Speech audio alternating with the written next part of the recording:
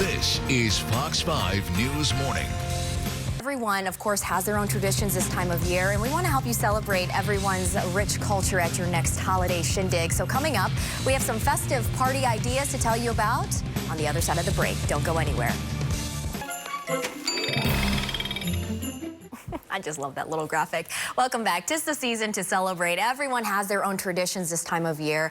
And when hosting a holiday party, you're going to want to, keep cultural diversity in mind and sprinkle that in. And Bahia Akarilli is here to show us some inclusive theme ideas. And you got to love this, especially if you live in Washington. This is a huge melting pot. We've got all types of cultures around us. It is. We are so excited to present to everybody in the DMV. We are really lucky to live here because we have all the beautiful monuments that really set the backdrop for this time.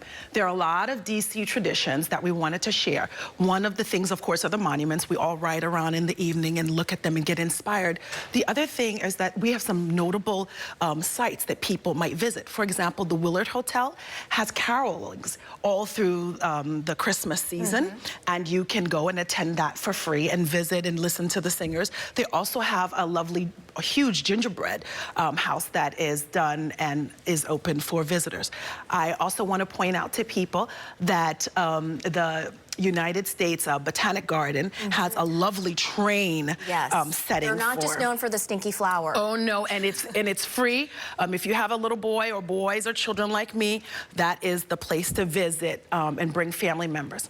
I also brought some wonderful items that you might be able to incorporate into your family and into your decor. Okay. So the first thing is I have these two beautiful Santas, one that was picked up by my little guy, Edward.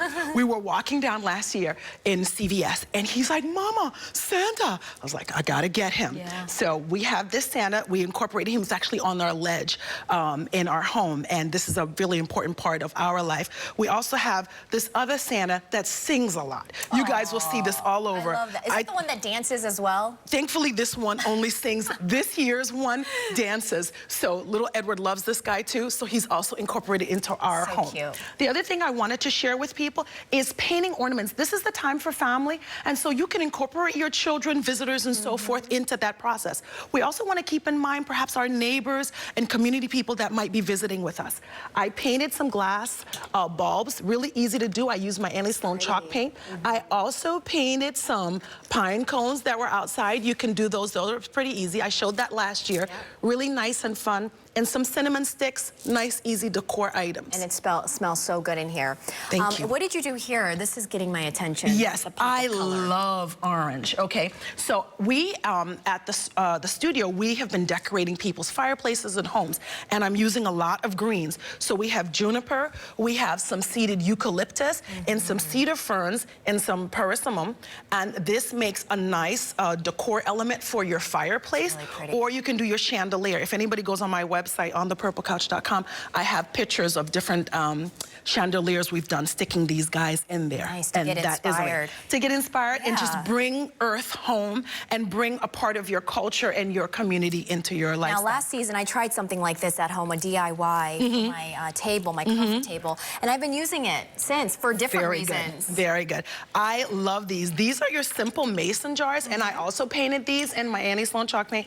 Really easy, and they're in my little plastic charger from Walmart, nothing fancy, and little pine cones as well. So little Edward can go outside and gather up the pine cones, because that's what Ava do. I'm like, go get mommy some sticks and pine cones. He can. The other thing is we also talked about community incorporating diversity. So of course, Christmas is an element of the Christian holiday. Excuse me, Santa is an element of the Christian holiday where it's sort of commercialized and sort of representing the birth of Christ. In my family, we go to church for Christmas Eve service, and that's really important for us in terms of the birth of Christ, which is really the gift. Santa brings gifts. You get the connection on that part. And did you want to talk about this real quick? I do want to talk about these. These are menorahs that were shared with me by my neighbors. And what is so lovely about Hanukkah, which begins December 12th to the 20th, is that this is an opportunity for Jewish families to remember the time when they were not able to practice their religion. And once they went back into the temple, they had oil enough for one day of candle.